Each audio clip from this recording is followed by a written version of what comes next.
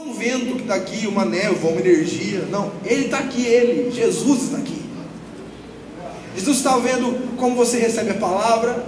Jesus está vendo e Ele discerne os corações. Ele está vendo como você está sentindo a palavra.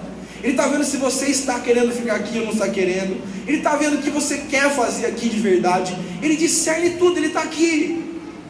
E Ele tentou fazer com os discípulos coisas poderosas, assim: meus filhos, agora vocês são pescador peixe, tucunaré, lambari aí, eu vou te explicar o seguinte: a partir de agora eu vou fazer de vocês pescadores de homens. Vocês vão ser embaixadores do reino de Deus, o maior reino de todos os reinos.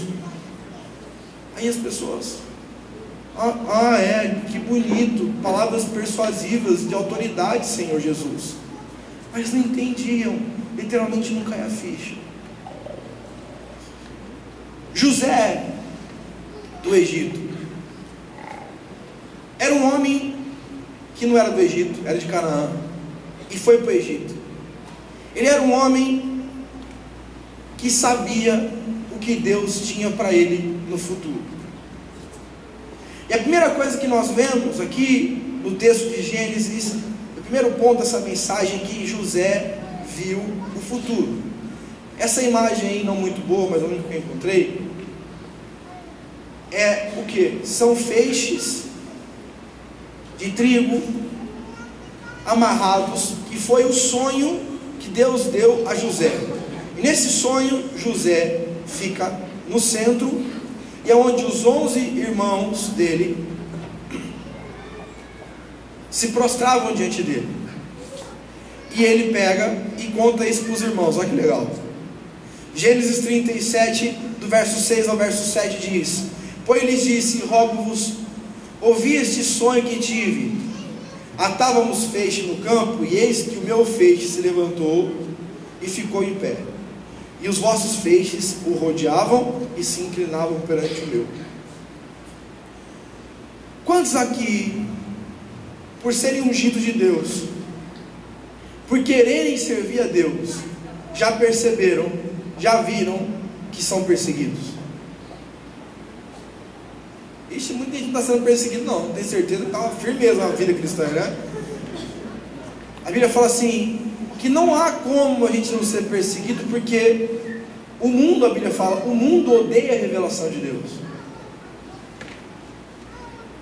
e nós vivemos a revelação de Deus.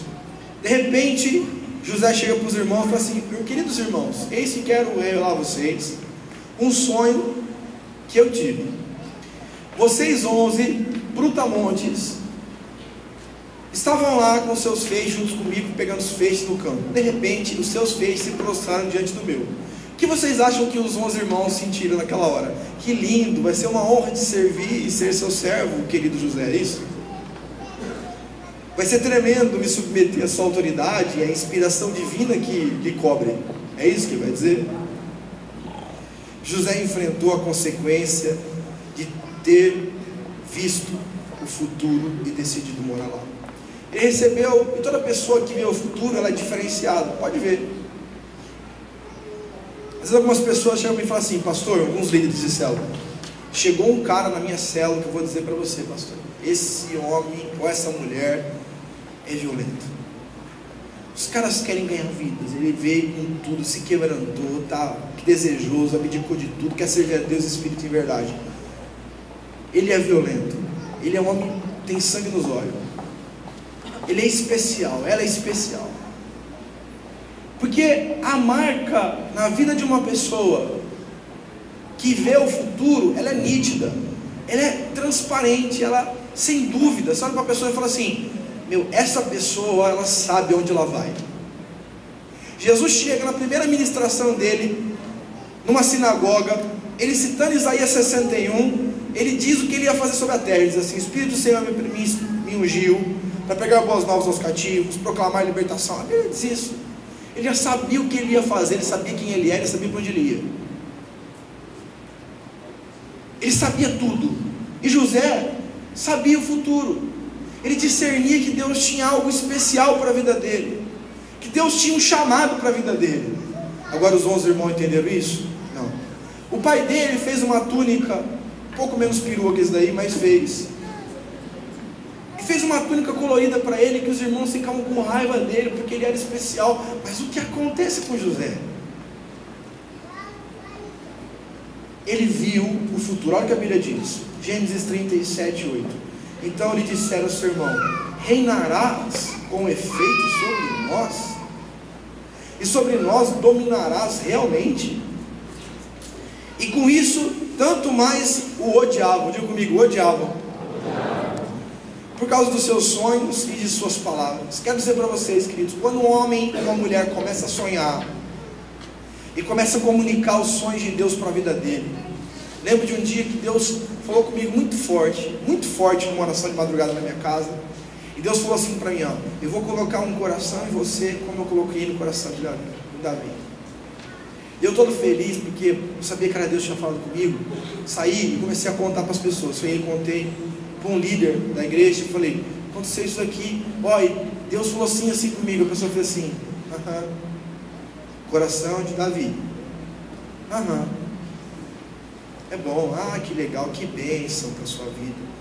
Mas eu achei estranho. Ele falou: acho que esse cara não está acreditando. Eu acho que ele está enciumado. Porque toda vez que eu sonho, você pega uma pessoa que ela diz assim: ó, eu sonho, eu entrei, eu não sei quantos aqui já foram no bairro Engenheiro Taveira. Quem já foi aqui já? Eu fui no Engenheiro Taveira lá, eu sonhei, eu falei assim: ó, Senhor, eu fui andando de carro lá, eu falei: ó, essa rua aqui é de terra, mas essa rua não vai ser mais de terra. Em nome de Jesus, eu quero ver essa rua asfaltada. Aí eu comecei a andar assim, comecei a ver, essas casas aqui não estão pintadas, mas dá para fazer uma parceria com as casas de tintas, liberar isso a preço de custo para os moradores daqui, fazendo um mutirão. Aí eu comecei a andar mais. Aí eu vi uma praça lá no fundo, uma praça com um capim desse tamanho, assim, né, no meio da praça. Aí eu falei assim: aqui está abandonado, mas a gente, como igreja, nós podemos adotar essa praça e fazer um ponto de pregação, um ponto de restauração tremendo. Aí eu falei: e tem tantas pessoas que estão aqui. Eu comecei a sonhar. Eu falei: ó, a gente pode pegar todas as pessoas que estão aqui e podem, desse bairro, e fazer uma parceria com um banco da cidade, para que eles possam passar a conta dessas pessoas todas para um banco, montar um caixa eletrônico nessa praça restaurada por nós, e em contrapartida por esse espaço e as contas que vão para esse banco, eles colocam um guarda armado e ajudam a gente a financiar a restauração do bairro. Eu comecei a sonhar, eu comecei a visualizar, comecei a falar assim: esse bairro vai ser transformado, esse bairro vai ser poderosamente impactado pelo poder de Deus. E todos vão dizer: a igreja não abriu uma igreja aqui, a igreja se constituiu aqui. Vocês querem ver isso? Em todos os lugares, a melhora não é só porque as pessoas dizem que são cristãs. As pessoas são: agora eu sou cristão, mas porque as pessoas mudaram a essência do que são. O mundo no qual elas vivem mudou. A praça que não era bonita, agora a praça vai ser top. Eu imaginei lá, e é possível, porque tudo é possível ao que crê. Eu imaginei uma pista de skate, uma quadra de futebol, e todo mundo daquele bairro indo para essa praça e dizendo: onde você vai? Eu vou para a praça do El Shaddai, do grande El Shaddai. Porque o meu intuito não é montar igreja, é fazer das pessoas serem igreja. E esse é o sonho do coração de Deus. E quem crê que isso pode acontecer, aplauda o Senhor Jesus.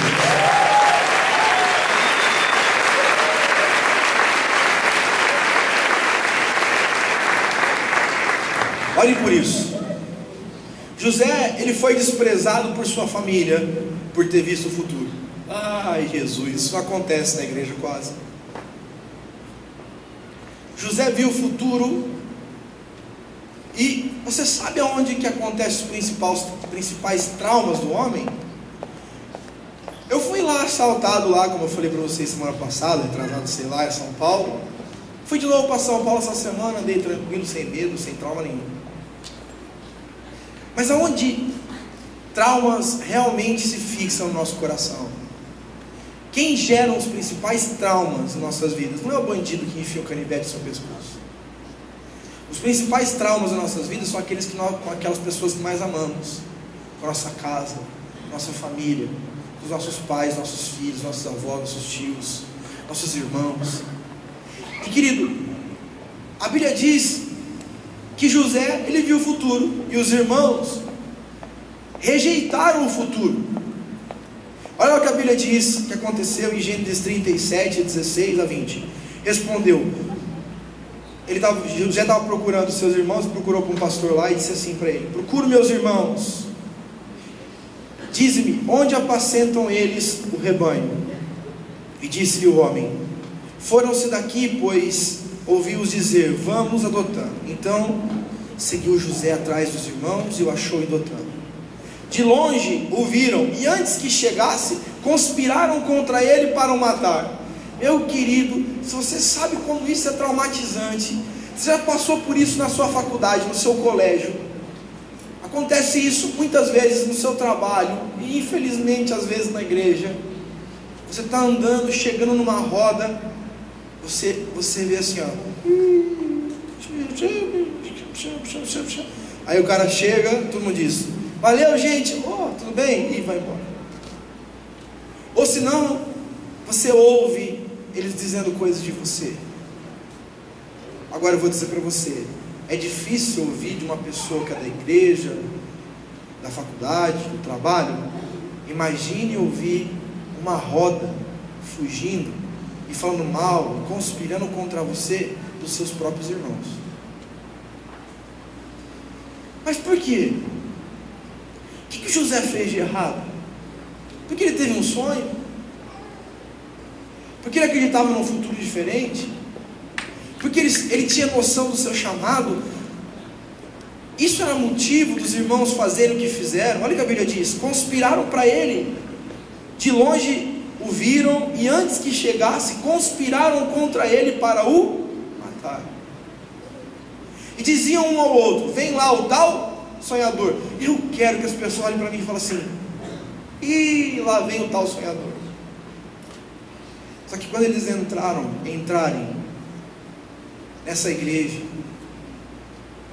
nas células, tudo aquilo que Deus está fazendo, eles vão dizer assim: não é que o sonhador está prosperando? Não é que esse sonhador sonhou lá, até falou um dia no culto que ele é louco, falando lá no culto que vai fazer uma obra lá, que quer fazer uma atividade lá em Itaveira, não sei o que lá. E não vai ser só em Itaveira, não, vai ser todos os bairros da cidade, vão ter a marca da igreja Shaddai, em nome de Jesus, amém? É que eu abracei, eu amei aquele bairro. Desde a primeira vez que eu entrei naquele lugar, eu amei aquele bairro vai ser restaurado em nome de Jesus.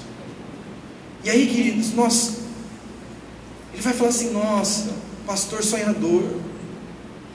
Eu chegava para minha primeira reunião de discipulado da El Shaddai, era eu e mais 3 homens. Me reuni com eles, eu falava assim para eles: vocês vão ver coisas que vocês nunca viram.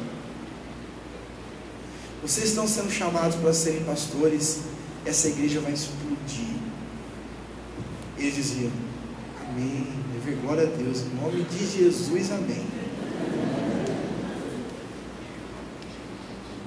Alguns deles diziam assim: amém.